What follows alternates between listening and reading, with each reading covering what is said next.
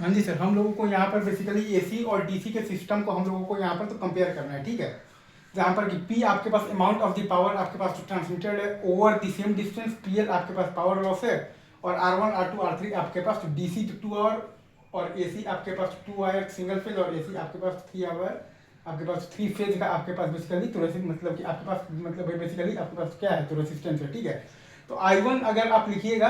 तो ऑब्वियसली यहाँ पर आपके पास डीसी है और 2 वायर है, तो आपके पास आ जाएगा पी बाई आ जाएगा आपके पास 2 VM, ठीक है। और पीएल आपके पास चूंकि यहाँ पर नंबर ऑफ वायर्स है 2, तो 2 times I1 square into R1 आ जाएगा, तो आ जाएगा हमारे पास P square into R1 by आ जाएगा 2 टाइम्स VM स्क्वायर। वैसे ही आप अगर यहाँ पर ध्यान दीजिएगा तो एसी के लिए तो 2 वायर, अगर आप तो सिंगल फेज की बात करेंगे तो I2 आपके पास आ जाएगा पी बाई आ जाएगा आपके पास VM बाई रूट 2 इंटू आ जाएगा आपके पास कॉस फाई, क्योंकि यहाँ पर आपके पास सिंगल फेज दिया हुआ है, तो आपके पास जो पी एल जो पावर लॉस आएगा वो आएगा आपके पास, क्योंकि यहाँ पर मतलब नंबर ऑफ वायर्स है 2, तो 2 times I2 square into R2, तो वो आ जाएगा आपके पास 4 times P square R2 by VM square into आ जाएगा आपके पास बेसिकली कॉस स्क्वायर फाइव। और अगर आप बात करेंगे एसी का, आप बात करेंगे तो 3 वायर और 3 फेज का, तो I3 बराबर आ जाएगा आपके पास बेसिकली पी बाई, और चूंकि यहाँ पर फेज है 3 तो 3 टाइम्स, और VM बाई रूट 2 है आपके पास बेसिकली तो VRMS इंटू आ जाएगा कॉस फाइव।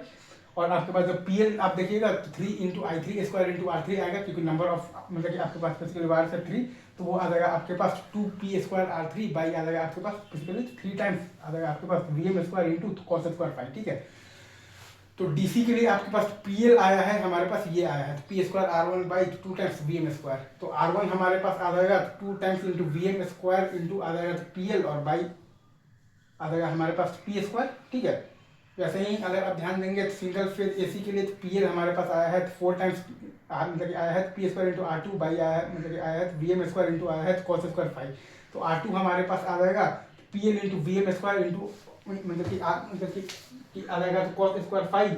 और बाई आ जाएगा हमारे पास 4 टाइम्स पी स्क्वायर। वैसे ही आप ध्यान दीजिएगा तो 3 फेज एसी के लिए हमारे पास आया है बेसिकली पीएल आया है बेसिकली हमारे पास 2 times P square R3 by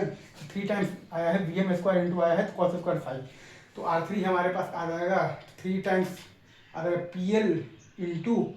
आ जाएगा VM स्क्वायर इंटू आ जाएगा तो कॉस स्क्वायर फाइव, और बाई आ जाएगा हमारे पास 2 टाइम्स पी स्क्वायर। तो यहाँ से हम लोग R1:R2:R3 का रेशियो भी हम लोग चाहें तो देख सकते हैं, 2:2 आ जाएगा तो कॉस स्क्वायर 5/4 आ जाएगा तो 3 टाइम्स कॉस स्क्वायर 5/2, और हम लोग चाहें तो A1:A2 और A3 का रेशियो भी देख लेंगे, तो मतलब कि R1:R2:R3 का उल्टा होगा, और जो W1 और W2 और W3 का मतलब रेशियो होगा वो आपका A1:A2:A3 के रेशियो को हम लोग, क्योंकि आपके पास बेसिकली तो 2 टाइम्स है मतलब भाई, क्योंकि नंबर ऑफ वायर है 2, यहाँ पर नंबर ऑफ वायर है 2, तो आ जाएगा 2 टाइम्स, और यहाँ पर नंबर ऑफ वायर है 3, तो आ जाएगा आपके पास 3 टाइम्स, तो 2 2 3 के फैक्टर से मल्टीप्लाई करेंगे, तो यहाँ मतलब कि हमारे पास आ जाएगा तो 1:8 बाई कॉस स्क्वायर फाइव आ जाएगा हमारे पास 2 बाई कॉस स्क्वायर फाइव। ये हमारा ये सिंपल यहाँ पर एसी और डीसी मतलब सिस्टम को हम लोगों ने यहाँ पर बेसिकली किया है, तो मतलब ये तो कंपेयर किया है, जहाँ की पी आपके पास अमाउंट ऑफ द पावर है आपके पास transmitted over the same distance की बात हो रही है, और टीएल हम लोगों ने बेसिकली लॉस पावर को सेम माना है,